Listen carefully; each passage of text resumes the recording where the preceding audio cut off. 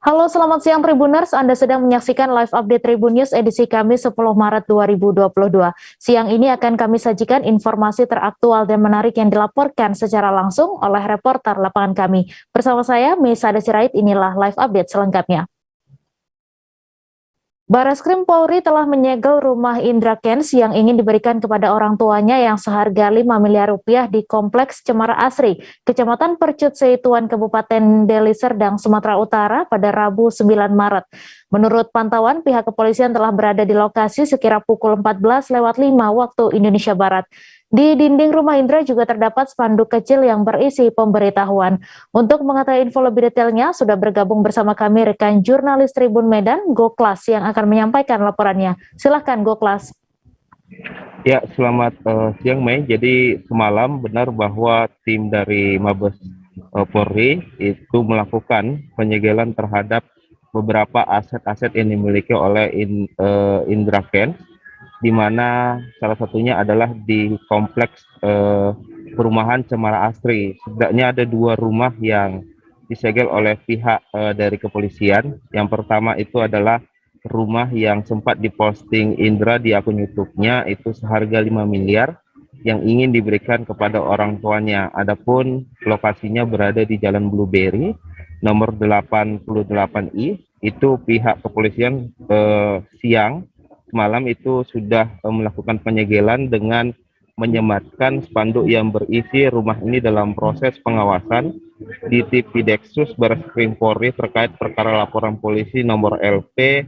B/058/2/2022 SPKT Bareskrim Polri tertanggal 3 Februari 2022, yang dimana ada himbauan agar dilarang dialihkan ke pihak orang lain aset Indra tersebut dengan tertanda atas nama Kompol Karta. Adapun setelah pihak dari kepolisian itu melakukan penyegelan di rumah 5 miliar milik si Indra Kents, ia pun beranjak kepolisian ke rumah Indra yang senilai 30 miliar yang tidak jauh dari lokasi, di mana pihak kepolisian juga melakukan penyegelan dengan menyematkan spanduk kecil yang isinya serupa. Adapun awak media sebenarnya sudah berusaha untuk mewawancara dari pihak kepolisian yang berada di lokasi untuk menanyakan berapa aset Indra yang akan dilakukan penyegelan di Kota Medan.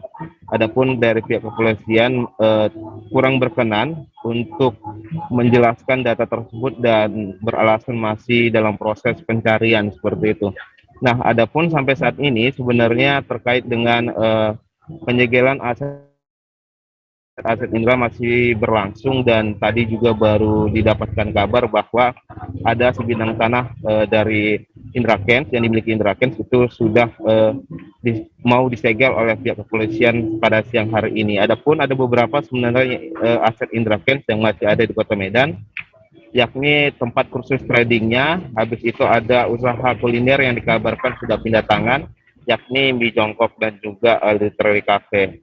Nah, adapun sampai saat ini kita sudah mendapatkan juga dari keterangan pihak kepolisian dari Polda Sumut khususnya bahwa pihaknya masih berkoordinasi dengan Mabes Polri untuk proses penyegelan aset tersebut, tapi masih enggan untuk menjelaskan aset-aset di mana saja dan aset-aset apa saja yang akan disegel oleh pihak kepolisian dari milik Indra Kents di Kota Medan. Demikian.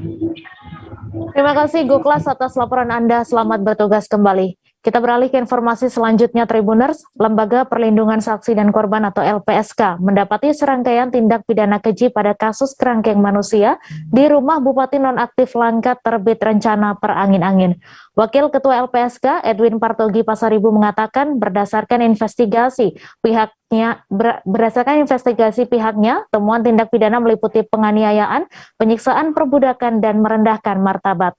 Untuk mengetahui info lebih detailnya, sudah bergabung bersama kami rekan jurnalis Tribun Jakarta, Bima Putra, yang akan menyampaikan laporannya. Silakan, Bima.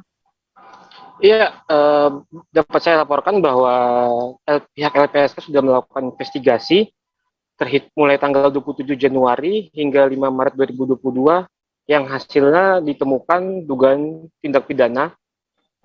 Ada 7 yang ditemukan oleh LPSK dugaan tindak pidana, Yang pertama itu perdagangan orang, kekerasan terhadap anak, penyiksaan atau penganiayaan berat, pembunuhan, perampasan kemerdekaan, penistaan agama, dan kecelakaan kerja. Menurut keterangan Wakil Ketua LPSK, Edwin Partogi Pasaribu, bahwa selama para tahanan berada di kerangkeng, seluruh tahanan diperbudak atau dipaksa bekerja rodi, dibagi dalam 2 shift, dan beberapa tahanan bahkan diantaranya nyaris bekerja hingga 24 jam. Mereka juga mengalami tindak kekerasan, baik penganiayaan ringan maupun penganiayaan berat yang mengakibatkan cacat, bahkan hingga meninggal dunia. Ia mencontohkan bahwa dari hasil temuan LPSK ditemukan tahanan yang jarinya dipukul menggunakan palu, kunci Inggris, lalu kakinya pincang akibat tertancap ganco, hingga dipaksa untuk melakukan lomba onani, melakukan hubungan sama jenis, mengunyah cabai, lalu dilumuri ke muka hingga ke alat kelaminnya, dan tindakan keji lainnya. Edwin juga menuturkan bahwa akibat penganiayaan tersebut, setidaknya tercatat ada 2 korban atau tahanan yang meninggal dunia, dan dari hasil investigasi LPSK ditemukan bahwa jenazah korban tersebut dimandikan menggunakan air dari kolam ikan di rumah terbit. LPSK sudah menyampaikan temuan ini ke Menko Polhukam secara langsung dan melalui Polda dan ke Polda setempat yang menangani kasus, termasuk terkait dugaan keterlibatan 7 oknum anggota TNI yang diantaranya berpangkat letkol dan 5 anggota Polri yang 1 diantaranya berpangkat AKP. Mereka diduga terlibat dalam kasus kerangkeng ini, berperan melakukan penganiayaan kepada para tahanan selama kerangkeng tersebut aktif setidaknya selama belasan tahun. Namun hingga kini pihak LPSK masih menunggu penanganan kasus lebih lanjut terkait penetapan tersangka. Menurut pihak LPSK bahwa proses penanganan yang dilakukan terkesan lamban karena hingga 1 bulan berlalu, tapi belum ditetapkan ada yang tersangka dalam kasus ini. Pihak LPSK mengatakan sudah menerima sejumlah laporan dari korban tahanan kerangkeng Bupati Langkat.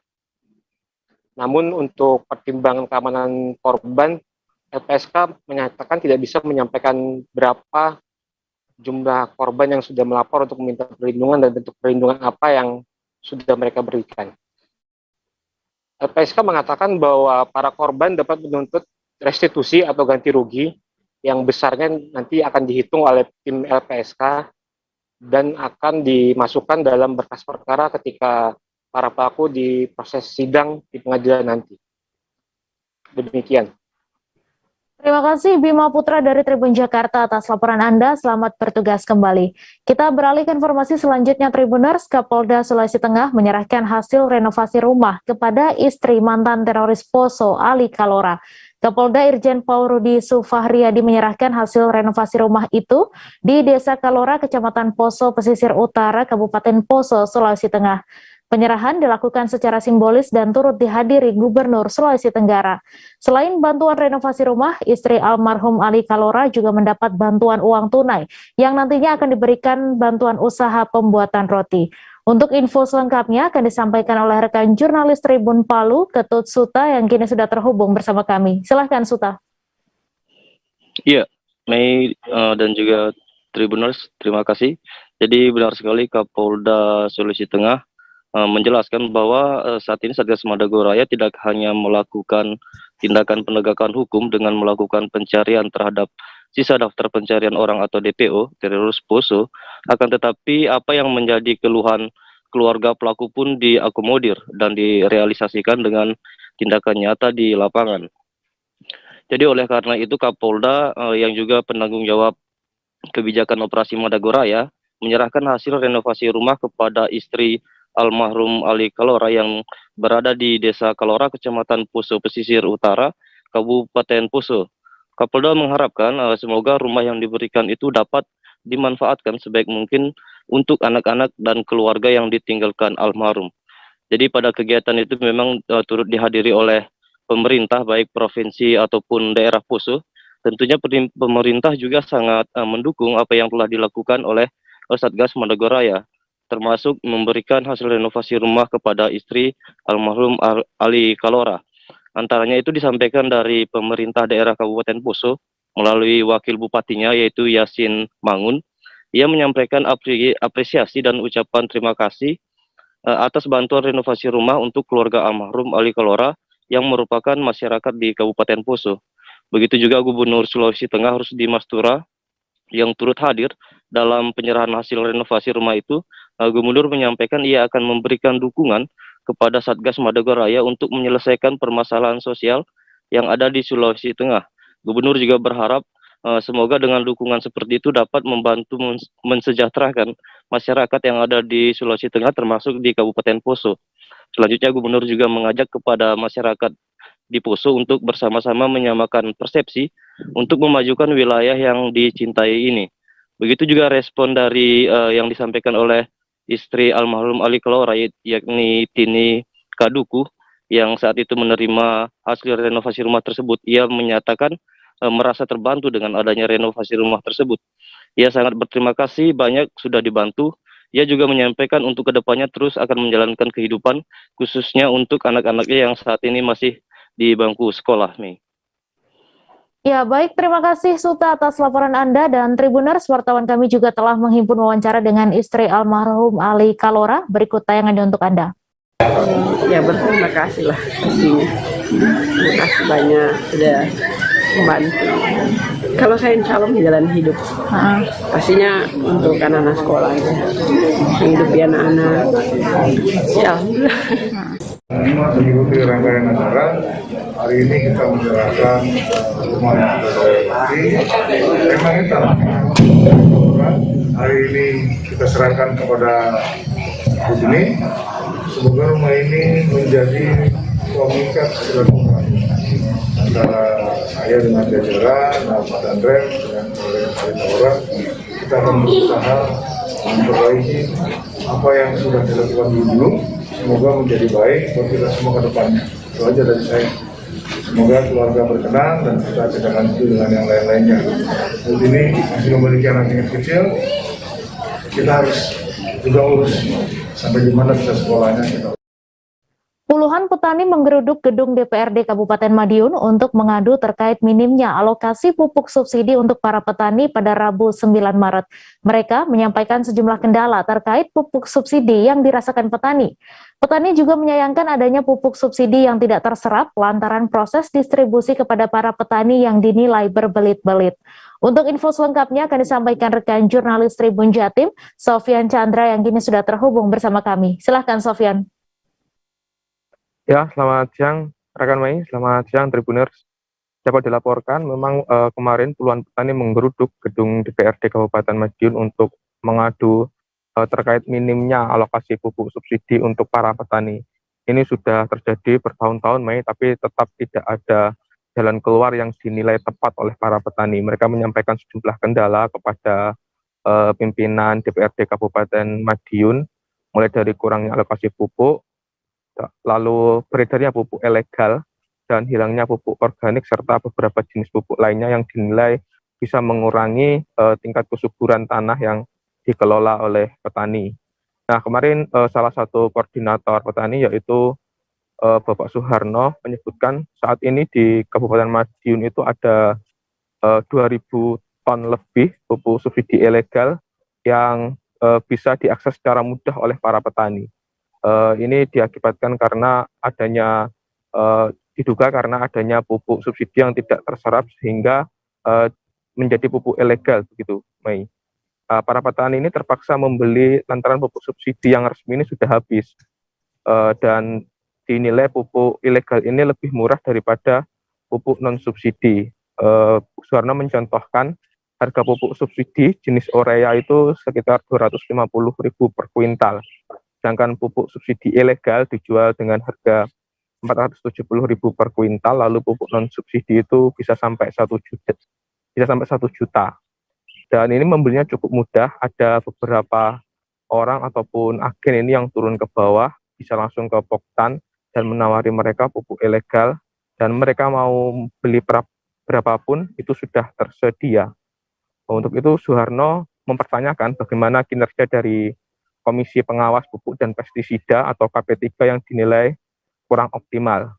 Kami juga sempat melakukan konfirmasi dengan Kepala Bidang Perdagangan Dinas Perdagangan Koperasi dan Usaha Mikro Kabupaten Madiun, yaitu Bapak Tony Eko Prasetyo. Beredarnya pupuk ilegal di Kabupaten Madiun ini tidak menjadi wewenang ataupun pengawasan KP3.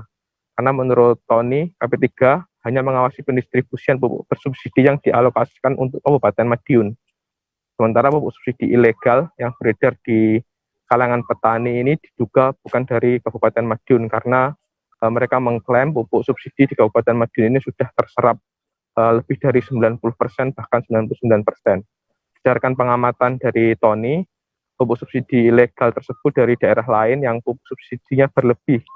Mereka menyebut beberapa daerah mulai dari Bojonegoro, Nganjuk, dan beberapa daerah lain. Itu pihaknya tidak bisa menindak dan tidak bisa menghentikan transaksi pupuk subsidi ilegal tersebut.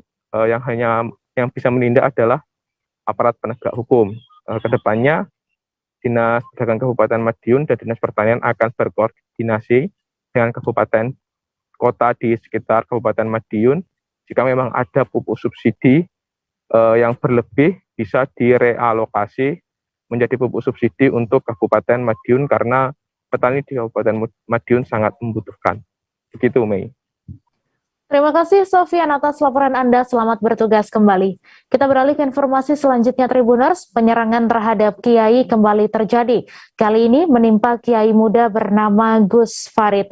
Gus Farid diserang saat sedang melakukan wirid bersama para santrinya di musola komplek Pondok Pesantren An-Nur di Desa Tegal Mulia, Kecamatan Kerangkeng, Kabupaten Indramayu. Pelaku tiba-tiba masuk ke dalam musola dan langsung melakukan penyerangan dengan menggunakan senjata tajam. Untuk info selengkapnya akan disampaikan rekan jurnalis Tribun Cirebon, Handika Rahman, yang kini sudah terhubung bersama kami. Silakan Handika. Baik Mei, terima kasih. Dapat kami informasikan ya bahwa penyerangan terhadap Kiai memang kembali lagi terjadi.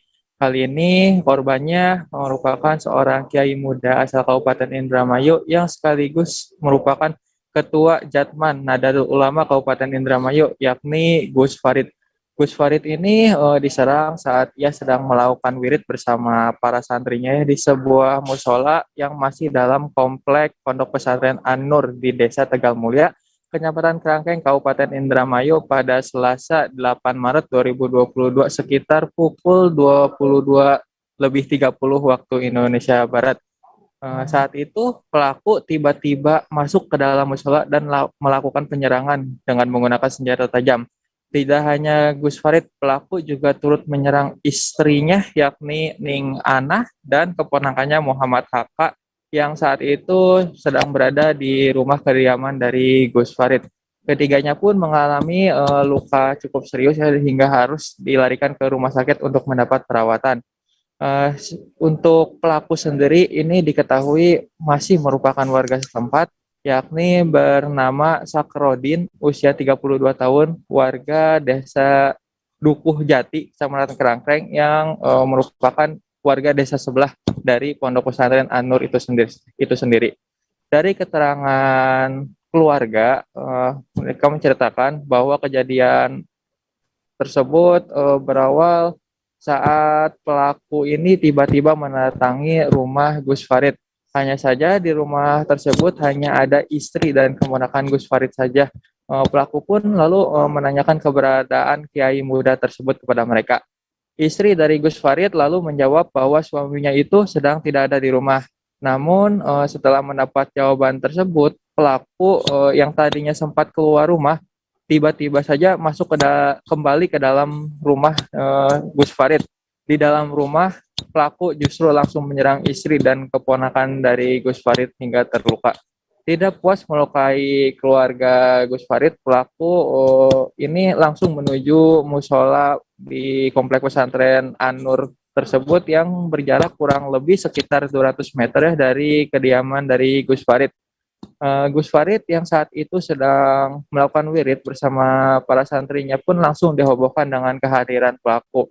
ia masuk ke dalam musola dan langsung melakukan penyerangan untuk kali kedua. Lokasi penyerangannya itu tepat berada di tempat pengimaman musola tersebut. Dalam hal ini tentunya pihak keluarga turut menyayangkan kejadian tersebut. Mengingat penyerangan ini dilakukan terhadap seorang kiai. Keluarga juga menampik bila mana pelaku ini memiliki dendam terhadap Gus Farid. Hingga saat ini belum diketahui secara pasti motif apa yang menyebabkan pelaku melakukan penyerangan.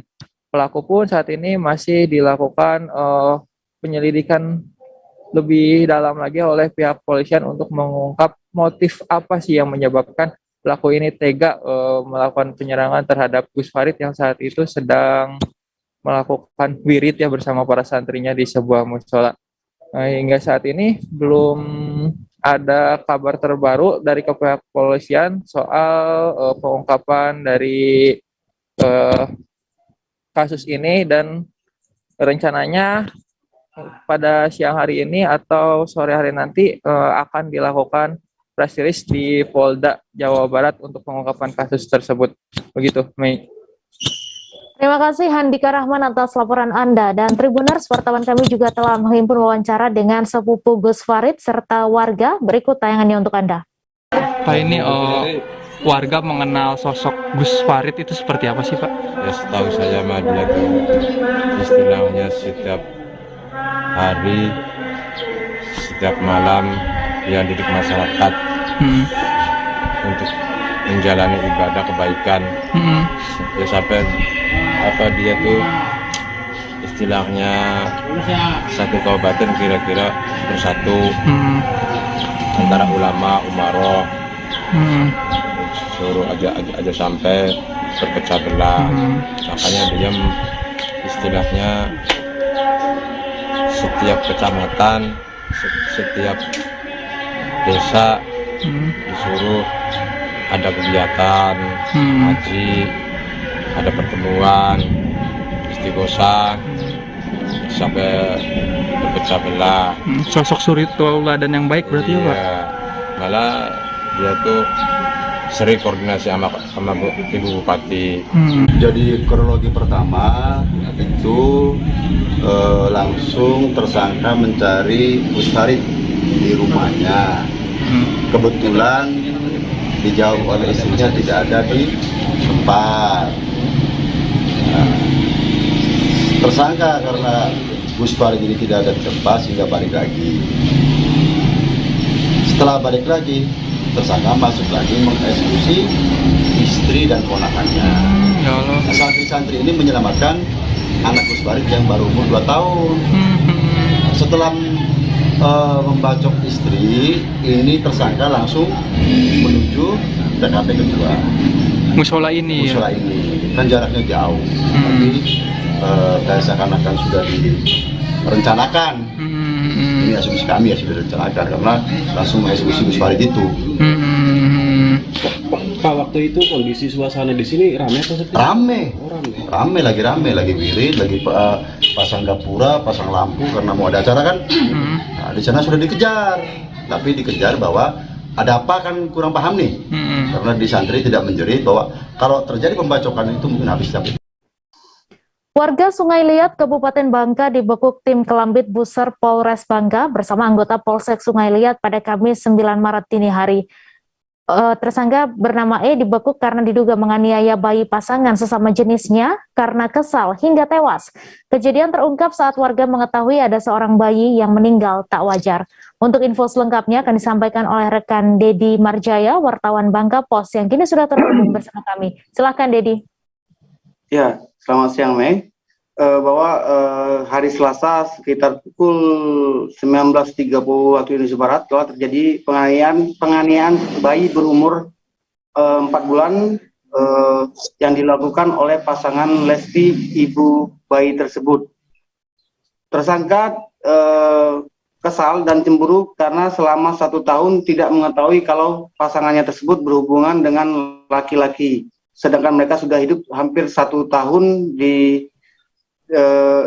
satu atap. Saat bayi itu lahir pun tersangka sudah marah dan kesal dan kerap kali menggigit bagian-bagian tubuh si bayi hingga menimbulkan bekas.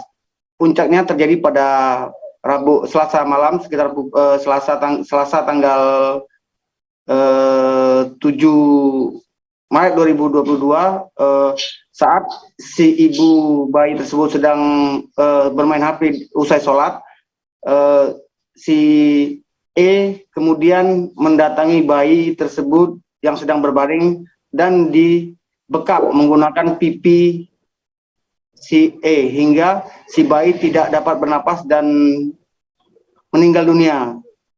Saat itu bayi tersebut mengeluarkan cairan darah dari hidungnya dan bercampur dengan susu. Selanjutnya E sendiri diketahui masyarakat yang mengetahui tetangga kontrakan mereka mengetahui kejadian tersebut kemudian melarikan bayi tersebut ke klinik terdekat. Namun bayi sudah meninggal dunia. Kejadian tersebut kemudian dilaporkan ke Polsek Sukalihat yang kemudian langsung bergerak bersama anggota Reskrim Polres Bangka membekuk E. E mengaku melakukan hal tersebut karena cemburu dan kesal dan tidak mau berbagi kasih sayang dengan si bayi. Itu, Meg. Terima kasih Dedi Marjaya atas laporan Anda, dan Tribuners, wartawan kami juga telah menghimpun wawancara dengan tersangka. Berikut tayangannya untuk Anda. Sakit hati cuman? Mak ada mau jujur, setiap kutanya ini anak siapa, dia selalu bilang ini anak mantanku yang di Medan. Kalau memang tuh anak mantan, kadang mungkin baru pelit hamil sekarang. Dia di sini lah kayak setahun lebih. Selama ini kau kerja apa? Ngelimbang, Pak. Hasil ngelimbangnya untuk hidupi? Untuk hidupi orang itu lah. Termasuk apa, melahirkan? Termasuk melahirkan, Pak. Melahirkan. Ininya kau kejadiannya pas malam tuh cuman pas ribut sama dia tuh? Kau nanya itulah? Nanya tuh lah, Pak. Terus? Dia tetap ngotot, aku cuma minta kejujuran dari dia, Pak. Jadi kan seger aku ngomong ke budak laki yang lah ngambilin ka. Sudah tanggung jawab tuh baik, Pak. Nah ribut tuh cuman budak tuh kau ambil apa gimana? Budak tuh aku timpa pakai pipiku kayak ini. Terus dulu. Kau gendong enggak posisinya? Enggak, dia aku gendong. Terus di mana? Di bawah budak tuh? Di bawah. Aku timpa pakai pipiku kayak gitu. Katakan pipi kan? Niatnya biar lemas. Biar bernapas. Cuman itu. Berapa lama kau timpa pakai pipi? Sekitar 15 menit. 15 menit. Terus apa efeknya? Pas dia beberapa gitu baru kelepas. Terus ada apa di hidung? Keluar darah kayak susu campur di hidung. Kau lap? Lap. Tapi mak yang tahu keluar darah tuh. Oh, kau tak tahu enggak? Udah. Jadi waktu mak nengok kau nukan pipi ke anak diam baik? Mak main HP. Proses pencarian seorang bocah yang tenggelam di perairan Madidir, Kota Bitung masih terus dilakukan hingga Rabu 8 Maret. Pencarian tersebut harus menggunakan alat bantu pendeteksi mayat. Tak hanya itu, Basarnas Manado juga menambah 1 armada rubber boat atau perahu karet dalam melakukan pencarian. Untuk info selengkapnya akan disampaikan rekan jurnalis Tribun Manado, Christian Wayongkere, yang kini sudah terhubung bersama kami. Silakan, Christian. Ya, terima kasih Mei dan Tribun News, Tribuners dan Tribun Manado, pembaca setia Tribun Manado dimanapun Anda berada. Baik, dapat kami laporkan proses pencarian seorang bayi berusia 7 bulan, korban kecelakaan kapal Pakura yang tenggelam di perairan Pantai Madidir, Kota Bitung, Sulawesi Utara. Terus berlangsung hingga hari ini. Jadi kami dapat mengupdate hingga hari ini, hari ketiga, sudah memasuki hari ketiga pencarian terus dilakukan oleh potensi SAR gabungan, mulai dari Badan Penanggulangan Bencana Daerah Kota Bitung, Satuan Polisi Pamung Praja Kota Bitung, Basarnas Manado, KPLP Kelas 2 Bitung, Ditpol Airut Polda Sulut, TNI AL, dan potensi SAR lainnya.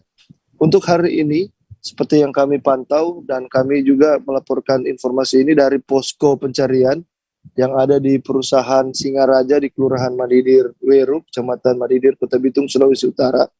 Baru saja beberapa menit yang lalu, tim dari Basarnas dan potensi SAR gabungan lainnya, serta dari Direktorat Polisi Perairan dan Udara atau Ditpol Airut Polda Sulut, kembali melakukan pencarian di hari ketiga ini tepatnya hari Kamis tanggal 11 Maret 2021 menggunakan riverboat atau perahu karet. Untuk Basarnas sendiri menggunakan 2 perahu karet, dari Ditpol Airut Polda Sulut menggunakan 1 ship tender kapal patroli milik Ditpol Airut Polda Sulut dan perahu karet dari Badan Penanggulangan Bencana Daerah Kota Bitung. Kemudian Mei dan Tribunnews dan Tribuners dimanapun Anda berada, dapat kami sampaikan juga kami juga memantau tadi pencarian juga ikut dilakukan oleh pihak keluarga menggunakan perahu tradisional di lokasi atau di Pantai Madidir di sekitar lokasi tempat kejadian perkara itu berlangsung. Dan dapat kami laporkan hingga berita ini dirangkum atau berita ini dihimpun, belum ada tanda-tanda apapun juga terkait dengan pencarian 1 orang bayi usia 7 tahun korban kecelakaan perahu pambut yang terjadi 2 hari yang lalu. Rekan Mei, kami juga nantinya akan mengupdate informasi adanya titik terang dari pencarian, namun kami belum bisa memastikan itu apa karena kami masih akan bergerak ke posko pencarian selanjutnya yang ada di sekitar tempat kami berada ini untuk memastikan petunjuk atau temuan apa yang mereka dapati atau dari potensi SAR dapat hingga pencarian hari ketiga ini. Dan seperti diketahui atau sekedar kami mereview peristiwa kecelakaan Pakura, perahu Pakura. Jadi perahu Pakura ini, Tribuners, dilakukan oleh nelayan yang hendak memancing atau menangkap ikan. Jadi Pakura ini seperti perahu namun ukurannya tidak besar, melekat dalam kapal penangkap ikan tuna atau kapal tuna.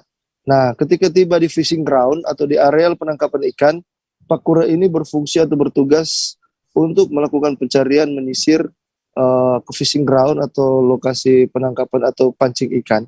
Kemudian oleh nelayan melakukan pancing ikan, kemudian memindahkan ikan itu dari masuk ke dalam Pakura, kemudian memindahkan ke perahu tuna.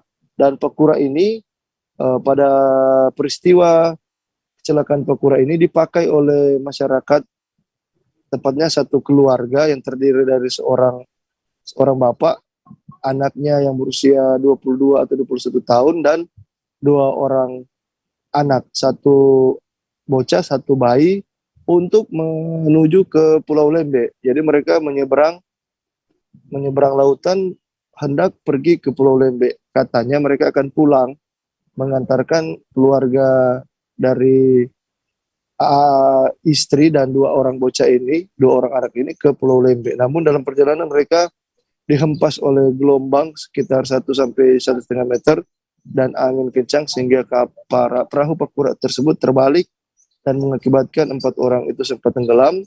2 diantaranya dikabarkan atau dinyatakan sudah selamat dari peristiwa naas ini, sementara 2 orang lainnya meninggal dunia. 1 diantaranya seorang bayi berusia 7 bulan masih dilakukan pencarian sampai dengan hari ke-3 Kamis tanggal 11 Maret 2022. Rekan Mei dan Tribuners, demikian laporan dari Kota Bitung. Selamat siang. Terima kasih Christian atas laporan Anda, selamat bertugas kembali. Kita beralih ke informasi selanjutnya Tribuners. Pemerintah Kabupaten Pamekasan Madura melakukan sosialisasi beasiswa kedokteran hasil kerjasama dengan Universitas Airlangga Surabaya pada Rabu 9 Maret. Sosialisasi kepada siswa dan lembaga pendidikan tingkat sekolah menengah atas tersebut dilaksanakan secara virtual di Peringgitan dalam rumah dinas Bupati Pamekasan. Sosialisasi tersebut disampaikan langsung oleh Bupati Pamekasan Badrut Tamam. Untuk info selengkapnya akan disampaikan rekan Kuswanto Ferdian, wartawan Tribun Madura yang kini sudah terhubung bersama kami. Silahkan Kuswanto. Baik, selamat siang rekan Mei, terima kasih. Saya Kuswanto Ferdian, reporter tribunmadura.com akan melaporkan perihal adanya sosialisasi beasiswa kedokteran dari Bupati Pamekasan. Nah, beasiswa ini diberikan khusus siswa SMA dan MA yang bersekolah di Kabupaten Pamekasan. Tujuan digagasnya beasiswa kedokteran ini, Pamekasan menginginkan adanya generasi calon dokter di masa mendatang untuk menggantikan dokter-dokter yang akan pensiun dalam masa saat ini.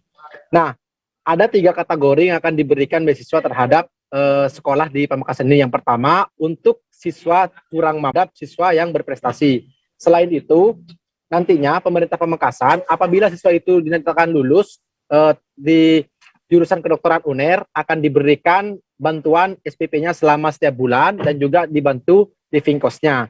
Nah, siswa-siswi SMA dan MA di Pamekasan ini menyambut baik dengan adanya sosialisasi atau gagasan dari program prioritas Bupati Pamekasan ini perihal beasiswa kedokteran.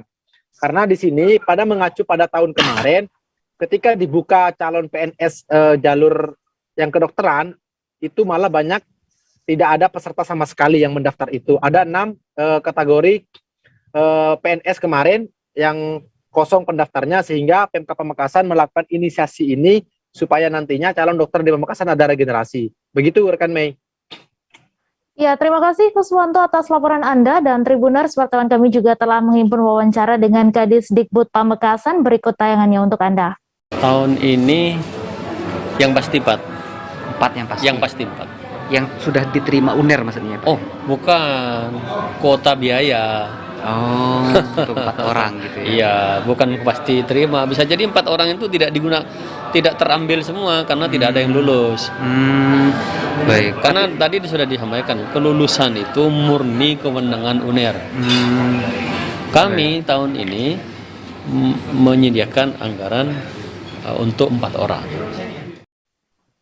Pencuri berhasil menggasak 9 unit air conditioning atau AC dan 1 mesin ketik di kantor Balai Besar Wilayah Sungai Mesuji Sekampung, Lampung Utara. Diketahui kantor tersebut memang sudah lama tidak beroperasi selama 6 hingga 8 tahun ke belakang. Atas kejadian tersebut, kerugian ditaksir mencapai puluhan juta rupiah.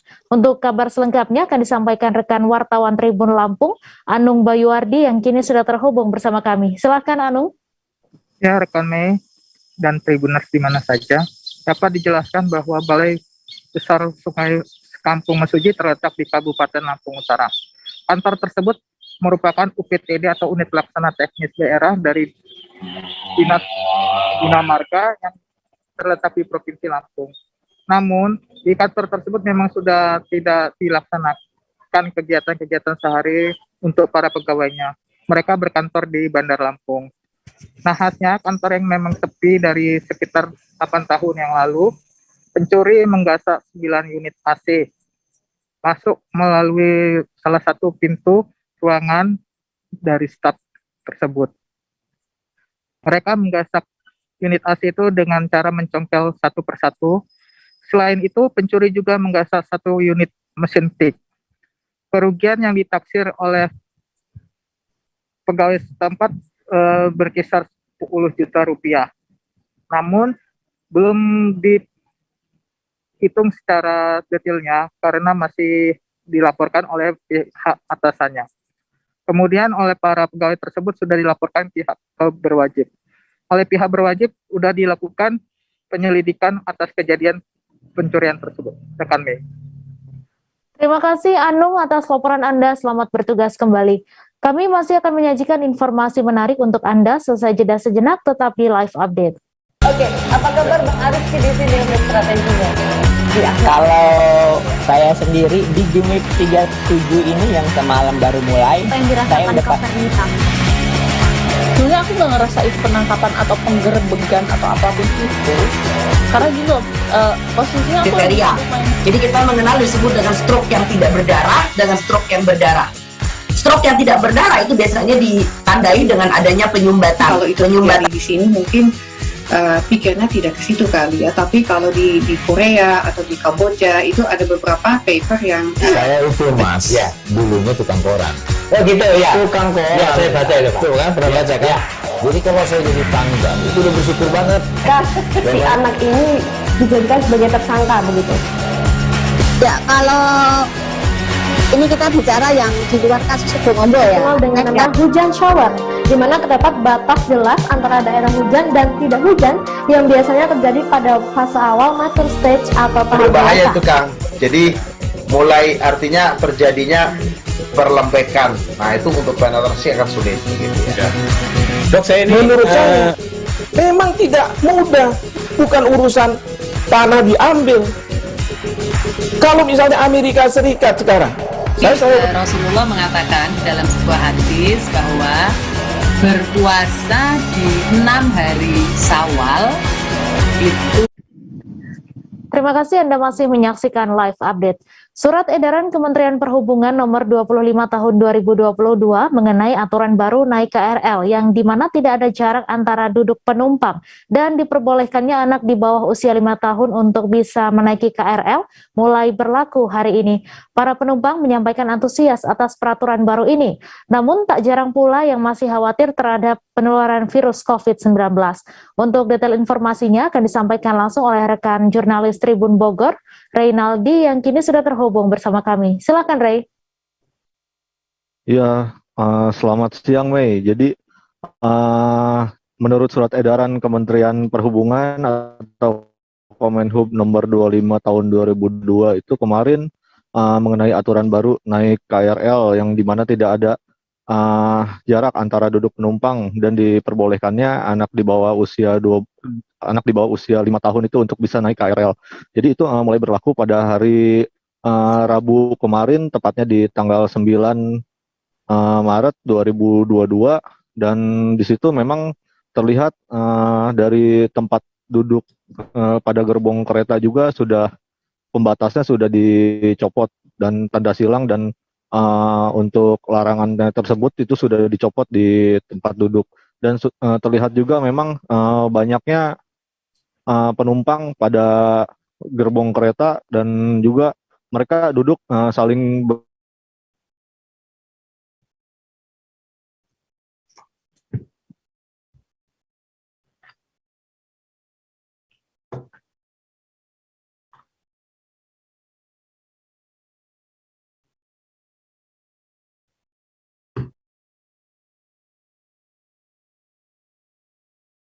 penumpang juga memang mereka menyambut dengan sangat senang karena sudah tidak ada lagi pembatasan seperti sebelumnya. Jadi untuk naik kereta ini menurut penumpang dan juga petugas yang saya tanya kemarin itu memang akan terjadi penumpukan atau tingkat keramaian di gerbong kereta seperti saat normal lagi. Dan untuk antriannya juga pada luar stasiun Bogor kemarin itu memang terlihat cukup banyak, dan juga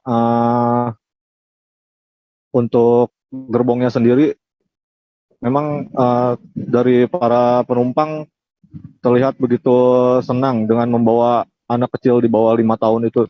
Seperti itu, Mei. Baik, terima kasih Reynaldi atas laporan Anda. Selamat bertugas kembali. Kita beralih ke informasi selanjutnya, Tribuners. Kebijakan pemerintah pusat terkait perjalanan domestik yang tak lagi mensyaratkan hasil negatif COVID-19 dari tes antigen dan PCR mulai diterapkan di lapangan. Di Bandara Tanjung Harapan Tanjung Selor, penumpang pesawat tak perlu lagi menunjukkan hasil tes antigen ataupun PCR kepada petugas. Syarat antigen dan PCR hanya ditujukan bagi pelaku perjalanan yang baru menerima vaksinasi dosis pertama. Untuk detail informasinya akan disampaikan langsung oleh rekan jurnalis Tribun Kaltara, Ilhami Faudi, yang kini sudah terhubung bersama kami. Silakan, Faudi. Ya, baik rekan Mei, dapat dilaporkan bahwa mulai pada hari Rabu kemarin pihak Bandara Tanjung Harapan Tanjung Selor sudah menerapkan aturan terbaru mengenai syarat perjalanan bagi pelaku perjalanan domestik. Ini tidak lagi mensyaratkan hasil tes antigen atau PCR bagi pelaku yang telah menyelesaikan vaksinasi dosis kedua ataupun dosis ketiga atau booster. Namun untuk pelaku perjalanan yang baru mendapatkan vaksinasi dosis pertama itu masih disyaratkan untuk menunjukkan hasil tes antigen dan PCR. Pihak petugas bandara sendiri mengaku dengan adanya kebijakan baru tersebut, pihaknya jauh lebih mudah untuk melakukan pemeriksaan terhadap calon penumpang. Selain itu, dengan adanya aplikasi Peduli Lindungi yang juga terintegrasi dengan aplikasi e-hack atau kartu keselamatan dan kesehatan, itu juga membantu pihak petugas kesehatan dalam memeriksa kelengkapan berkas calon penumpang.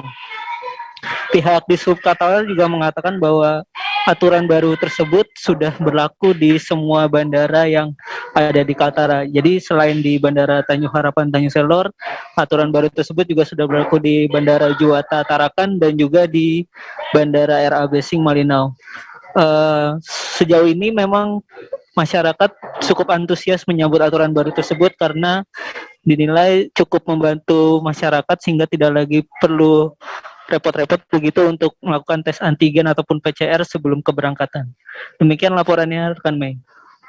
Terima kasih Faudi atas laporan Anda, dan Tribuners, wartawan kami juga telah menghimpun wawancara dengan petugas KKP. Berikut tayangannya untuk Anda.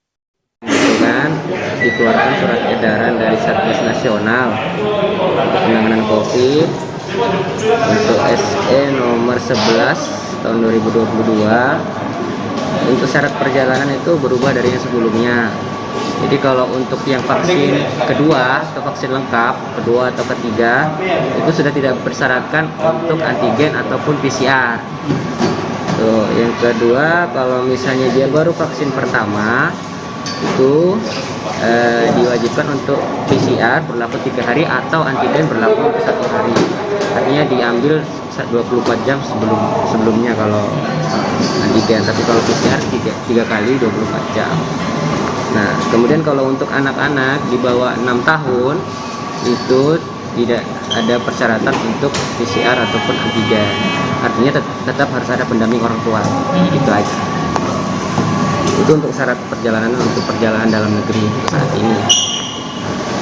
Untuk pengisian e-hack itu sebelum pemberangkatan, Pak? Iya, untuk pengisian e-hack itu sebelum pemberangkatan. Bandara Internasional Has Hananjudin sudah menerapkan aturan surat edaran Menteri Perhubungan tentang petunjuk pelaksanaan perjalanan orang dalam negeri dengan transportasi udara pada masa pandemi COVID-19. Para penumpang pesawat yang memasuki area bandara cukup menunjukkan sertifikat vaksin melalui aplikasi Peduli Lindungi disertai KTP. Bagi penumpang yang sudah menerima vaksin dosis kedua, tidak perlu menunjukkan hasil swab antigen maupun PCR. Untuk detail informasinya akan disampaikan langsung oleh rekan jurnalis Pos Belitung, Dede Suhendar, yang kini sudah terhubung bersama kami. Silakan Dede. Ya, baik Mei, bisa kami sampaikan sebenarnya semenjak tanggal 8 Maret 2022 kemarin PT Angkasa Pura II selaku operator dari Bandara Internasional HAS Hananjudin Kabupaten Belitung telah menjalankan edaran Menteri Perhubungan nomor 21 tahun 2022. Berdasarkan pantauan kami secara kasat mata memang terjadi lonjakan penumpang meskipun belum terlalu signifikan. Manajer Eksekutif General Manager Kantor Cabang Tanjung Pandan Bandara Internasional Hananjudin, Bapak Hairul Asidiki juga menyampaikan secara kasat mata memang benar terjadi sedikit lonjakan penumpang walaupun masih diperlukan perhitungan secara lebih rinci dari pihak bandara setelah jadwal penerbangan selesai. Bisa kami sampaikan kembali bagi para penumpang yang memasuki area Bandara Hananjudin kemarin bisa dilihat hanya cukup menunjukkan sertifikat vaksin yang tersimpan dalam aplikasi Peduli Lindungi dan divalidasi melalui KTP. Jika calon penumpang sudah memiliki 2 sertifikat vaksin, bisa diperkenankan langsung masuk ke area bandara untuk melakukan check-in. Ya, terima kasih Dede atas laporan Anda, dan Tribuners, wartawan kami juga telah menghimpun Kepala Bandara juga menambahkan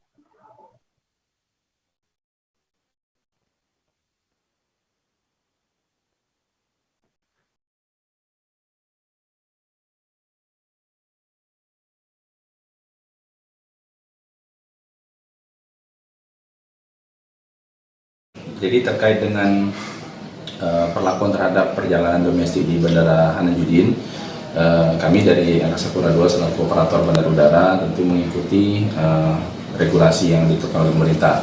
Kita ketahui bahwa kemarin pada tanggal 8 Maret sudah keluar surat edaran nomor 21 dari Kementerian Perhubungan terkait dengan perlakuan terhadap perjalanan domestik yang memang sesuai dengan SE tersebut ada beberapa hal yang memang menjadi memudahkan penumpang karena memang tidak seluruh penumpang yang diharuskan menggunakan antigen ataupun juga PCR jika memang sudah memiliki vaksin dosis 2 ataupun dosis 3 booster. Kalau dari pantauan hari ini gimana Pak penumpangnya? Ya, untuk aktivitas penumpang pada hari ini memang sampai sekarang ini belum selesai penerbangan di Bandara Hasanuddin. Cuma memang secara kasat mata pantauan memang terlihat lebih meningkat ya, lebih ramai. Tetapi memang tentu perlu harus ada resume lagi ya dari kami untuk menghitung kepastian jumlahnya secara keseluruhan dan sampai dengan jam operasional bandara terakhir. Pak, untuk pemberlakuan sendiri Pak, untuk tidak melakukan PCR dan antigen bagi vaksin sudah 2 sampai kapan Pak? Berlakunya, berlakunya jadi dari mulai kemarin 8 Maret sampai yang belum batas waktu yang belum ditentukan. Jadi memang dari mulai 8 Maret sampai berikutnya sampai dengan nanti belum ada batas waktu yang ditentukan untuk masa berlakunya peraturan. Bea Cukai Langsa menangkap 3 tersangka dan menyita berbagai jenis barang impor ilegal asal Thailand di Kecamatan Seruai, Kabupaten Aceh Tamiang. Kepala Bea Cukai Langsa, Tri Hartana mengatakan pihaknya menindak 2 mobil pickup di Kecamatan Seruai, Kabupaten Aceh Tamiang, Provinsi Aceh. Dalam penindakan kali ini, petugas mengamankan 2 pelaku yang kedapatan mengangkut 47 koli berisi berbagai macam hewan, tanaman, pakaian bekas, dan teh Thailand ilegal. Untuk detail informasinya akan disampaikan langsung oleh rekan jurnalis Serambi News, Zubir, yang kini sudah terhubung bersama kami. Silahkan Zubir. Ya, Mei, siang. Jadi dapat kita laporkan sesuai dari keterangan dari pihak Bea Cukai. Tim Bea Cukai pada Selasa pukul 4 pagi, sekitar pukul 4 pagi melakukan penindakan terhadap 2 mobil pickup yang penuh muatan barang-barang yang diduga kuat barang impor ilegal yang berasal dari negara Thailand. Barang-barang tersebut berupa barang hidup seperti hewan hidup seperti burung makau, burung murai batu, namun jumlahnya belum mereka rincikan. Untuk informasi yang kita dapat, untuk makau ada 10 ekor, burung mahal dengan harga mahal hingga puluhan juta. Setelah itu ada burung murai batu. Burung murai batu berjumlah ratusan, termasuk ada monyet langka, kura-kura Thailand, kucing, dan lainnya. Selain itu juga tumbuhan seperti pohon kelapa, teh, dan lainnya. Pakaian ada berapa koli, serta juga ada berapa barang yang memang berasal dari Thailand lainnya. Namun hingga sampai hari ini memang belum dilaporkan oleh pihak Bea Cukai rincian barang-barang yang telah disita. Termasuk juga ternyata ada kendaraan Vespa 2 unit yang kita dapat informasi, Vespa langka, Vespa yang beredar di Thailand. Jadi dalam penyitaan yang dilakukan oleh tim Bea Cukai tersebut dilakukan sudah di darat. Jadi barang impor tersebut sebelumnya masuk melalui pelabuhan tikus, jalur tikus yang ada di Seruai, Kecamatan Seruai, Kabupaten Aceh Tamiang. Jadi barang ilegal tersebut disita dari 2 mobil pickup yang waktu itu ditumpangi oleh 2 sopir, 1 kernek, jadi 3 orang yang diamankan hingga saat ini. Untuk status bisa kita sampaikan mereka belum ada penetapan tersangka, masih diduga pelaku. Dan sampai saat ini kita masih menunggu informasi lanjutan dari pihak Bea Cukai. Untuk saat ini informasi dari humas mereka kemarin dilaporkan bahwa hewan hidup telah dititipkan sementara di BKSDA yang ada di Kota Langsa. Demikian, Mei. Ya, terima kasih Zubir atas laporan Anda, dan Tribuners, wartawan kami juga telah menghimpun wawancara dengan Kepala Bea Cukai Kota Langsa. Berikut tayangannya untuk Anda. Jadi terkait dengan perlakuan terhadap perjalanan domestik di Bandara Hasanuddin, kami dari Angkasa Pura II selaku operator bandar udara tentu mengikuti regulasi yang ditetapkan oleh pemerintah. Kita ketahui bahwa kemarin pada tanggal 8 Maret sudah keluar surat edaran nomor 21 dari Kementerian Perhubungan terkait dengan perlakuan terhadap pekerja domestik yang memang sesuai dengan SE tersebut. Kami akan kembali selesai jeda sejenak, tetap di live update.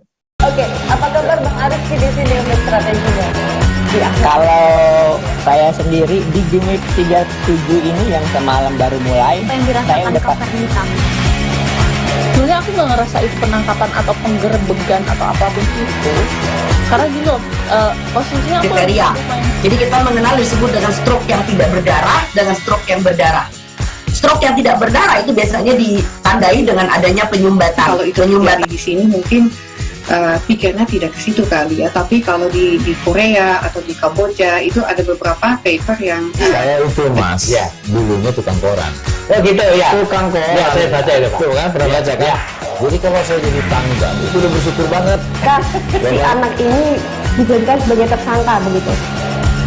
Ya, kalau ini kita bicara yang di luar kasus Situbondo ya. Dengan nama hujan shower, di mana terdapat batas jelas antara daerah hujan dan tidak hujan yang biasanya terjadi pada fase awal mature stage atau tahap Berbahaya dewasa. itu Kang. Jadi mulai artinya terjadinya perlembekan. Nah itu untuk penetrasi akan sulit begitu ya. Dok, saya ini menurut saya memang tidak mudah. Bukan urusan tanah diambil. Kalau misalnya Amerika Serikat sekarang, Rasulullah mengatakan dalam sebuah hadis bahwa berpuasa di 6 hari Syawal itu. Oke, apa kabar Bang Arif di sini untuk strateginya? Kalau saya sendiri di Game Week 37 ini yang semalam baru mulai, Apa yang saya dirasakan udah Kak Fernita?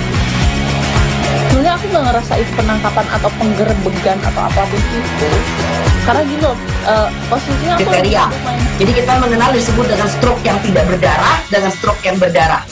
Stroke yang tidak berdarah itu biasanya ditandai dengan adanya penyumbatan. kalau itu terjadi di sini mungkin pikirnya tidak ke situ kali ya, tapi kalau di Korea atau di Kamboja itu ada beberapa paper yang Saya itu mas, ya dulunya tukang koran.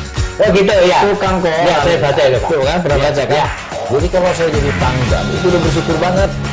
Si anak ini dijadikan sebagai Terima kasih Anda masih menyaksikan live update. Dalam beberapa waktu terakhir terjadi antrian panjang kendaraan yang akan mengisi solar di sejumlah SPBU di Kota Pekanbaru. Bahkan juga lebih sering para pengendara kecewa karena mendapati stok solar kosong. Karyawan sebuah SPBU menyebutkan solar yang masuk pada pagi hari langsung habis di siang harinya karena kuota solar sudah dibatasi saat ini. Untuk info selengkapnya akan disampaikan rekan Alexander Kitonanma, wartawan Tribun Pekanbaru yang kini sudah terhubung bersama kami. Silakan Ale. Baik, terima kasih. Selamat siang rekan Tribuners semua. Bisa kita sampaikan pada saat ini di Pekanbaru sering terjadi kelangkaan solar ya, dan hampir terjadi di seluruh SPBU yang ada di Pekanbaru. Bahkan kendaraan yang sudah berputar-putar ya mencari solar seringkali tidak mendapati karena stok solar kosong di berbagai SPBU saat ini di Kota Pekanbaru. Bahkan kendaraan pick up sekalipun seringkali juga terpaksa membeli Dexlite dengan harga 13.000 lebih ya. Harganya 2 kali lipat dari harga solar subsidi.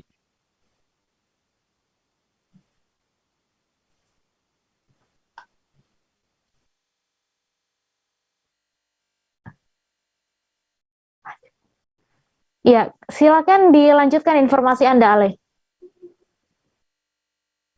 Baik, biasanya solar akan sampai pada pagi hari, kemudian akan berjalan waktu beberapa jam saja, biasanya itu sudah habis ya kuota solarnya. Dan itu terjadi di berbagai SPBU. Biasanya pada siang hari, sore hari, dan juga pada malam hari itu sudah sulit ditemukan solar. Kalaupun ada nanti akan terjadi antrian yang sangat panjang di berbagai SPBU, dan itu hampir terjadi di setiap SPBU yang ada di Pekanbaru. Dan pihak Pertamina sendiri sudah kita konfirmasi menyatakan bahwa memang terjadi pengurangan solar subsidi untuk wilayah Provinsi Riau saat ini secara keseluruhan, dan bahkan pengurangan terjadi 7-9% dibandingkan dengan tahun 2021 lalu. Demikian laporannya. Terima kasih Alexander atas laporan Anda, dan Tribuners, wartawan kami juga telah menghimpun wawancara dengan warga. Berikut tayangannya untuk Anda. 1 jam lah, itu angkat tadi. Sudah sejak kapan Bapak merasakan tolong itu? Hampir sebulan lebih nih. Sebulan lebih. Kesusahan minyak ya. Infonya kenapa?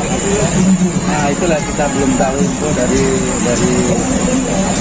Pertamina atau dari SPBU, belum ada infonya. Karena memang katanya kelangkaan aja nih, pembatasan ya. Tadi sudah berapa SPBU Bapak datang? Saya tadi pagi mulai dari Haraparaya sana, dari titik barisan sampai sekarang baru ini didapat di hari ke-6. Kelangkaan stok minyak goreng turut dirasakan seorang warga Banten bernama Dewi. Dewi diketahui sudah 2 pekan lamanya tidak memasak menggunakan minyak goreng. Kini ia bersyukur akhirnya bisa membeli minyak goreng seharga Rp14.000 per liternya di alun-alun Kota Serang. Untuk info selengkapnya akan disampaikan rekan Ahmad Tajudin, wartawan Tribun Banten, yang kini sudah terhubung bersama kami. Silahkan Tajudin. Baik rekan Mei dan Tribuners, perlu diketahui bahwa kemarin pada hari Rabu, tepatnya di alun-alun Kota Serang, di mana Polres Serang Kota menggelar operasi minyak goreng murah yang diselenggarakan oleh Polres Serang Kota bersama dengan Disperinda Kota Serang, dan juga disaksikan oleh Kejaksaan dan juga pihak pengadilan, di mana minyak goreng ini merupakan barang sitaan yang dilakukan oleh Polres Serang Kota terhadap salah seorang penimbun yang ada di Kota Serang, yang kemudian barang bukti tersebut kemudian dijadikan sebagai barang yang diperjualbelikan kepada masyarakat atas izin dari pihak Kejaksaan dan juga pengadilan.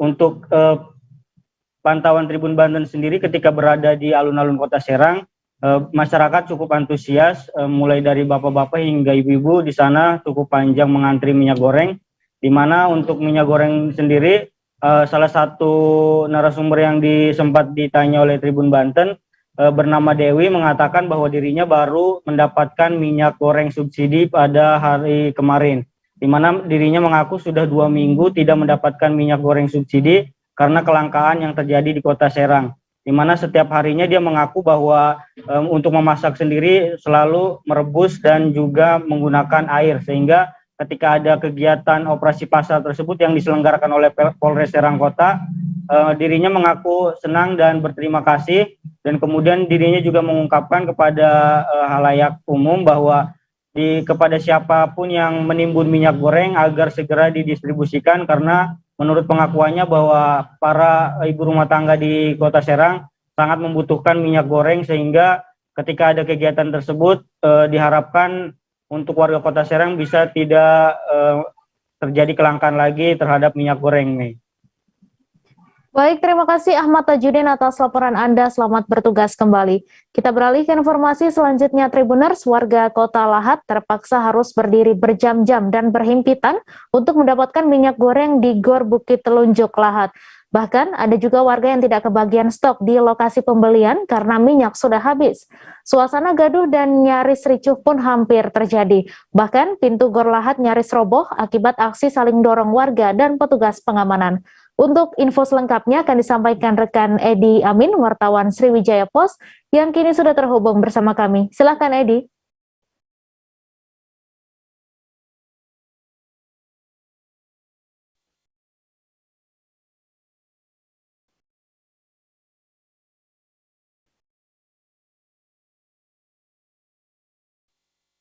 Baik, Mei, kami sampaikan dalam 1 bulan terakhir ini di Kabupaten Lahat khususnya terjadi semacam kelangkaan minyak goreng, di mana warga saat ini sangat resah dan sangat susah untuk mencari minyak goreng yang biasanya mudah didapatkan di warung-warung tetangga.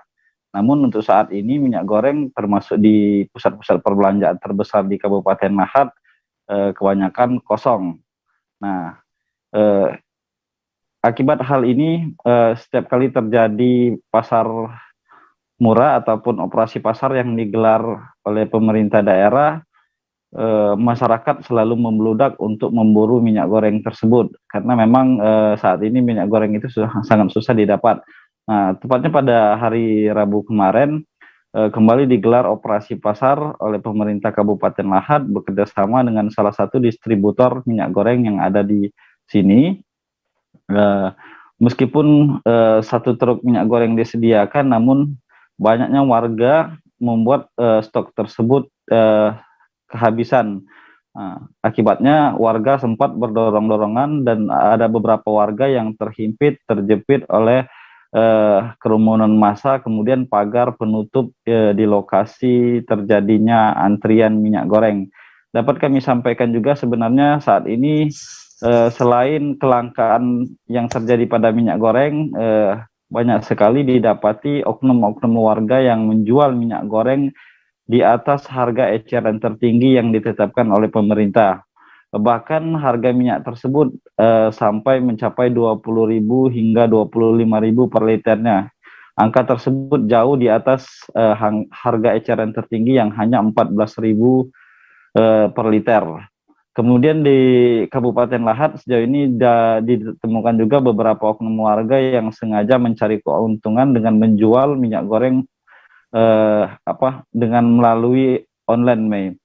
Dapat kami kabarkan sebenarnya Bupati Lahat sudah mengeluarkan surat edaran bahwasanya dilarang atau tidak boleh bagi warga atau distributor ataupun warung menjual harga minyak dengan harga di atas harga eceran tertinggi. Namun hingga saat ini masih banyak ditemukan oleh warga yang menjual di atas harga tersebut. Inilah yang kemudian selalu memicu warga tidak dapat bisa mendapatkan minyak goreng seperti sebelumnya, Mei. Demikian kami laporkan.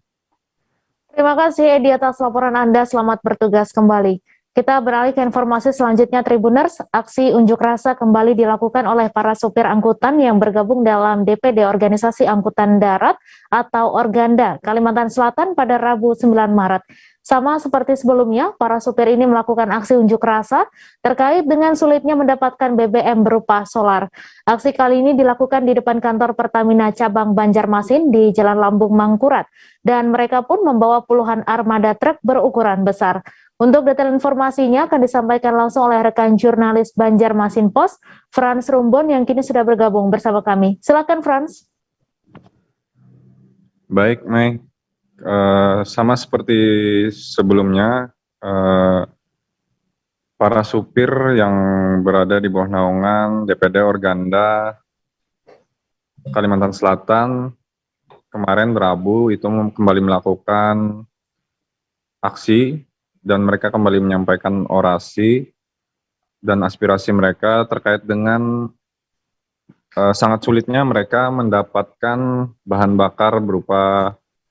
bakar minyak berupa solar, yang mana hal ini tentu saja berpengaruh terhadap pekerjaan mereka, yang tentunya juga mereka sangat sulit untuk mengantar muatan-muatan ke berbagai daerah. Nah, karena sulitnya mendapatkan BBM solar ini, itu para supir sudah melakukan setidaknya hampir 3 kali aksi, dan kemarin itu dilakukan di depan kantor Pertamina cabang Banjarmasin, yang mana mereka juga pada aksinya kali ini membawa puluhan truk berukuran besar dan dibawa ke depan kantor Pertamina cabang Banjarmasin. Adapun salah satu tuntutan mereka terkait dengan sulitnya mereka mendapatkan BBM solar ini, mereka meminta adanya jalur pelayanan khusus agar mereka tidak perlu lagi mengantri sampai berhari-hari untuk mendapatkan BBM solar ini. Karena beberapa bulan ini mereka sangat mengeluhkan panjangnya antrian untuk mendapatkan solar di SPBU, khususnya di kawasan yang Jalan Gubernur Subarjo atau kawasan Basirih, Banjarmasin. Nah, kemudian saat melakukan aksi, mereka pun diterima oleh perwakilan Pertamina, kemudian juga wakil wali kota Banjarmasin, di situ juga hadir Kapolresta Banjarmasin, dan mereka akan menampung aspirasi ini dan disampaikan kepada Wali Kota Banjarmasin. Karena hal ini menurut sales manager Pertamina Kalselteng, itu untuk mereka bisa memberikan pelayanan khusus kepada para supir itu agar tidak mengantri. Mereka setidaknya harus memiliki aturan yang jelas. Misalnya ada produk hukum yang dikeluarkan oleh pemerintah Kota Banjarmasin. Nah, terkait itu hari ini tadi Wali Kota Banjarmasin pun sudah mulai merespon, dan Bapak Wali Kota Banjarmasin yaitu Bapak Haji Ibnu Sina sudah mulai mengkoordinasikan terkait dengan upaya untuk menyediakan layanan khusus bagi para supir ini dengan pihak Pertamina. Dan salah satu skema yang sedang dipertimbangkan yaitu adanya pembagian semacam kartu, karena di sini sejauh ini untuk warga yang berhak mendapatkan LPG subsidi itu mendapatkan kartu. Nah, jadi Wali Kota Bapak Haji Sina pun menjajaki kemungkinan apakah juga bisa hal itu diterapkan untuk para supir, di mana misalkan dibagikan kartu kepada para supir untuk mereka mengambil jatah untuk mendapatkan BBM solar ini di SPBU. Demikian, Mei. Terima kasih Frans atas laporan Anda. Selamat bertugas kembali. Kami akan kembali selesai jeda sejenak. Tribuners tetap di live update. Oke, apa kabar Bang Arif di sini untuk strateginya? Ya, kalau saya sendiri di Gimik 37 ini yang semalam baru mulai, Apa yang dirasakan Kak Fernita? Sebenarnya aku nggak ngerasa itu penangkapan atau penggerebegan atau apapun itu. Karena gini loh, posisinya aku kriteria. Jadi kita mengenal disebut dengan stroke yang tidak berdarah dengan stroke yang berdarah. Stroke yang tidak berdarah itu biasanya ditandai dengan adanya penyumbatan. Kalau itu terjadi di sini mungkin pikirnya tidak ke situ kali ya, tapi kalau di Korea atau di Kamboja itu ada beberapa paper yang Saya itu Mas, ya, dulunya tukang koran. Oh gitu ya, Tukang koran. ya saya baca ya Pak. Tuh kan, pernah baca kan? Ya. Jadi kalau saya jadi tanggal, itu udah bersyukur banget. Si anak ini dijadikan sebagai tersangka begitu. Ya, kalau ini kita bicara yang di luar kasus Sebongondo ya. Dikenal dengan nama hujan shower, di mana terdapat batas jelas antara daerah hujan dan tidak hujan yang biasanya terjadi pada fase awal mature stage atau tahap Berbahaya dewasa. itu Kang. Jadi mulai artinya terjadinya perlempekan. Nah itu untuk penetrasi akan sulit gitu ya. Dok, saya ini menurut saya memang tidak mudah, bukan urusan tanah diambil. Kalau misalnya Amerika Serikat sekarang, Rasulullah mengatakan dalam sebuah hadis bahwa berpuasa di 6 hari Syawal itu. Oke, apa kabar Bang Arif di sini untuk strateginya? Ya, kalau saya sendiri di Gimik 37 ini yang semalam baru mulai, Apa yang saya dirasakan udah Kak Fernita? Sebenarnya aku nggak ngerasa itu penangkapan atau penggerebegan atau apapun itu. Karena gini loh, posisinya aku Kriteria. Jadi kita mengenal disebut dengan stroke yang tidak berdarah dengan stroke yang berdarah. Stroke yang tidak berdarah itu biasanya ditandai dengan adanya penyumbatan. kalau itu terjadi di sini mungkin pikirnya tidak ke situ kali ya, tapi Terima kasih Anda masih menyaksikan live update. Belasan rumah warga di RT 19 RW 6 Kelurahan Manutapen Kota Kupang rusak akibat longsor yang terjadi beberapa waktu lalu. Longsor ini pun terjadi akibat intensitas hujan di Kota Kupang yang belakangan ini sangat tinggi. Pada Rabu 9 Maret kemarin di lokasi tampak jalan raya terbelah dan menyulitkan para warga untuk beraktivitas menggunakan kendaraan. Untuk info selengkapnya akan disampaikan rekan Ray Rebon, wartawan Pos Kupang yang kini sudah terhubung bersama kami. Silahkan Ray.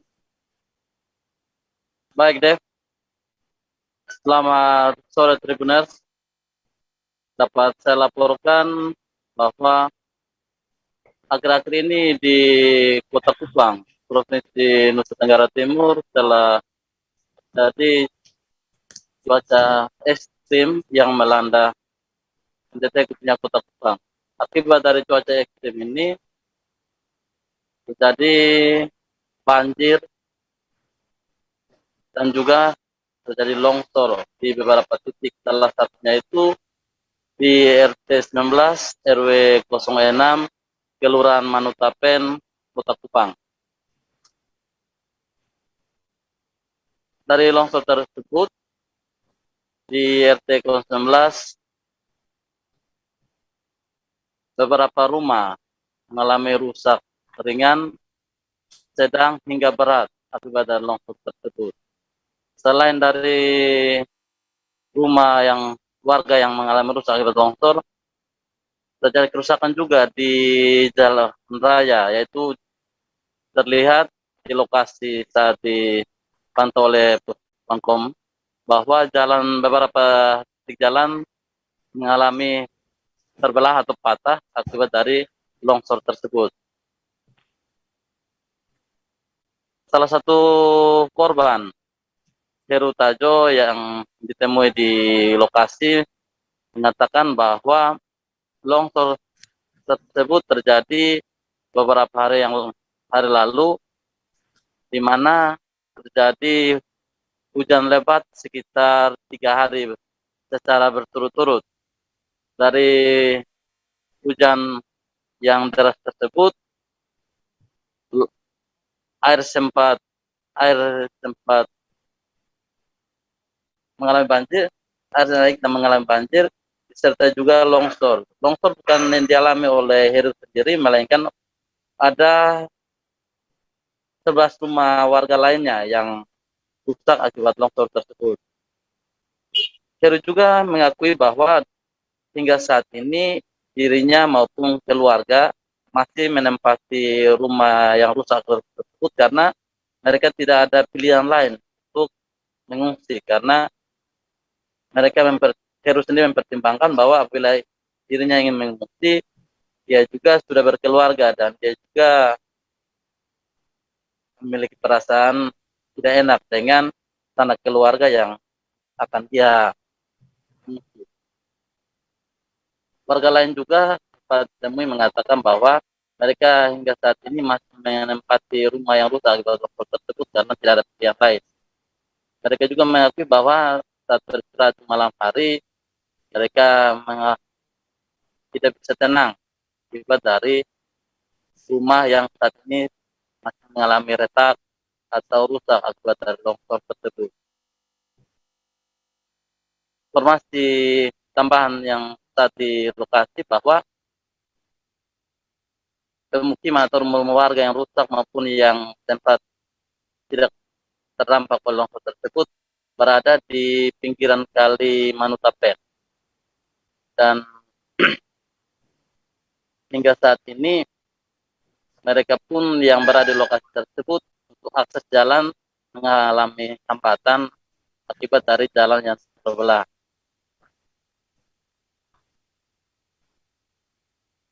Akibat dari longsor ini, saat Lurah Manutapen saat dikonfirmasi membenarkan bahwa memang warga mereka saat ini sedang mengalami situasi longsor akibat dari cuaca ekstrim beberapa hari yang lalu. Dia pun sudah melaporkan atau sudah melakukan pendataan kepada sejumlah warga yang mengalami longsor dan sudah melakukan laporan ke Badan Penanggulangan Bencana Daerah. Dan hingga saat ini pihaknya pun masih menunggu hasil dari BPBD Kota Kupang. Demikian, Dev. Baik, terima kasih Ray atas laporan Anda, dan Tribuners, wartawan kami juga telah menghimpun wawancara dengan salah satu korban. Berikut tayangannya untuk Anda. Sampai pintu belakang dia keluar. Banyak di dalam yang sebelah besar. Kejadian ini tepatnya itu di tanggal berapa tuh Bapak? Itu kurang tahu tanggal berapa. Pokoknya kejadian waktu hujan berapa hari berturut-turut tuh. Nah itu sudah dimulai tabelah. Dia pun besok kita coba mau ini apa? Ini tutup ini pintu dia sesat. Jadi beta bantu doi ko paku. Terus hujan besok le dia ulang le. soalnya bisa tutup lah. 3 hari berturut-turut beta buat begitu. Sampai terakhir dia beta potong kok bisa tutup. Tidak berbahaya ke Bapak? Contoh nanti ada Mana posisi kita masih tinggal di sini sekarang ya tinggal sesudah mah. Dari pihak pemerintah sudah datang untuk melihat dan mendata. Tentu dengan ada dari kelurahan yang datang melihat waktu itu. Sepatu second impor saat ini sangat diminati di Jambi. Menurut seorang pembeli, sepatu second impor memiliki kualitas lebih kuat dari sepatu baru dengan harga yang sama. Karena tingginya peminat, setiap harinya terdapat 4 hingga 7 karung besar sepatu yang masuk ke pedagang. Untuk info selengkapnya akan disampaikan rekan Ade Setiawati, wartawan Tribun Jambi yang kini sudah terhubung bersama kami. Silakan Ade. Baik, terima kasih Mei. Halo Tribuners, bersama saya Ade. Memang untuk di Jambi sendiri, khususnya di Lubuk Sepatu Second yang beralamat di Jalan Haji Salim Kota Baru Kota Jambi atau tepatnya di seberang Dinas Kesehatan Kota Jambi, itu mengatakan bahwa minat masyarakat di Jambi itu sangat banyak, dan karena sangat banyak, setiap harinya itu masuk 4 sampai 7 karung besar itu sepatu-sepatu dari luar, khususnya itu dari Singapura. Dan pembeli sendiri mengatakan bahwa memang untuk kualitas sendiri, sepatu impor itu dengan harga segitu itu sangat tahan, khususnya sangat tahan. Dan itu untuk sepatu wanita itu di harga 50.000. Dan untuk sepatu pria itu di harga, ada yang di harga 80.000, 85.000, 120.000 hingga jutaan. Dan untuk harga segitu, masyarakat di Jambi lebih memilih sepatu second impor ketimbang sepatu baru karena kualitas yang lebih tahan juga. Kemudian selain itu di Lubuk Sepatu Second itu sangat beragam untuk merek, khususnya merek luar seperti Air Jordan dan merek-merek sepatu lainnya. Dan Yasir juga mengatakan beliau sudah berjualan dari 2020 lalu, sudah membuka 2 toko sepatu, dan di dua-dua tempat itu sangat banyak sekali peminatnya. Begitu. Kemudian juga untuk di Jambi sendiri, itu tidak hanya orang dewasa peminatnya, tetapi juga untuk orang-orang kantoran, orang-orang dinas, kemudian masyarakat yang remaja, anak-anak remaja juga peminatnya itu jatuh ke sepatu second import original, begitu, rekan Mei. Baik, terima kasih Ade atas laporan Anda, dan Tribuners, wartawan kami juga telah menghimpun wawancara dengan adik pemilik Lubuk Sepatu Second. Berikut tayangannya untuk Anda. Sepatu sih kita buat sepatu second nggak? Iya. Ini mau dibuat juga. Oh. Bentuk model sepatunya. Ada berapa ini sih Bang? Ada berapa model sih di sini? Kalau untuk brand di sini nggak itu nggak. Banyak ya? Karena kita kombinasinya terlalu banyak banget. Oh. Itu dari mana sepatu nih Bang? Kalau nggak salah, nantinya di Singapura sih. Singapura ya? Impor bisa dijelaskan. Seorang warga Jalan Raja Wali, Kecamatan Mariso, Kota Makassar menjadi korban penembakan pada Rabu malam. Korban diketahui bernama Zulkifli, 32 tahun, yang merupakan warga Jalan Raja Wali 13, atau tidak jauh dari lokasi kejadian. Sementara terduga pelakunya diduga oknum polisi berinisial Bribka AA yang bertugas di Polres Goa. Untuk info selengkapnya akan disampaikan oleh rekan Muslimin Emba, wartawan Tribun Timur, yang kini sudah terhubung bersama kami. Silakan Emba.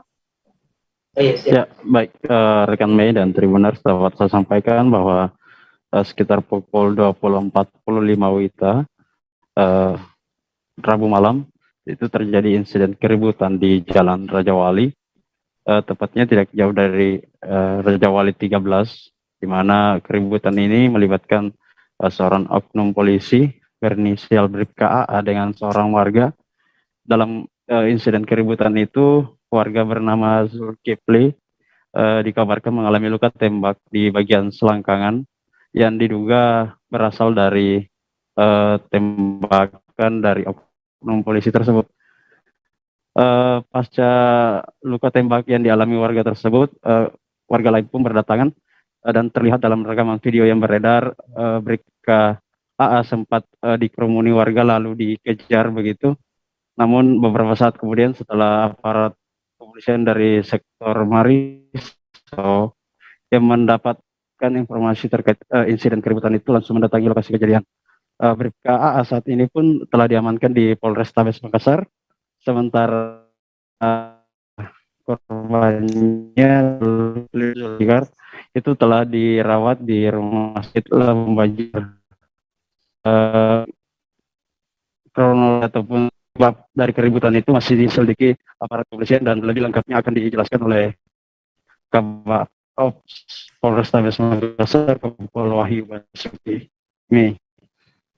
Baik, terima kasih Emba atas laporan Anda, dan Tribuners, wartawan kami juga telah menghimpun wawancara dengan Kabak Ops Polrestabes Makassar. Berikut tayangannya untuk Anda. Jadi saat ini kami masih selidiki dulu ya. Kebetulan teman-teman dari Polsek Mariso sedang selidiki untuk kasus tersebut. Iya, namanya begitu. Tapi benar ada penembakan Bang dari oknum kepolisian informasi yang menembak warga. Itu dia.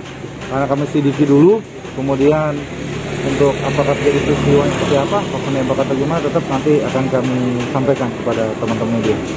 Kalau ceritanya sedang apa kan di sana? Ini kami masih dalami dulu karena belum diketahui informasi. Kalau untuk kondisi korban sendiri? Kondisi korban saat ini lagi sudah dibawa ke rumah sakit. Untuk terduga pelaku apakah sudah diamankan? Sudah diamankan. Dari mana dan? Dari Polsek atau Polres? Itu ya, kami ada diamankan di Polrestabes. Untuk bertugasnya pelaku di mana Bang? Ya. Untuk dia bertugas di mana? Itu ya, kami masih karena dari Polres yang ini, karena kami kasih proses itu karena tadi ada kejadian kami ke Polsek Makassar. Informasi tadi sekaligus menutup perjumpaan kita dalam live update hari ini. Tribuners, lantaran masih di tengah pandemi, kami kembali mengingatkan untuk selalu menerapkan protokol kesehatan dimanapun Anda berada. Saya Meisa Desirait beserta kru yang bertugas pamit. Terima kasih dan sampai jumpa. Jangan lupa like, subscribe, dan share ya.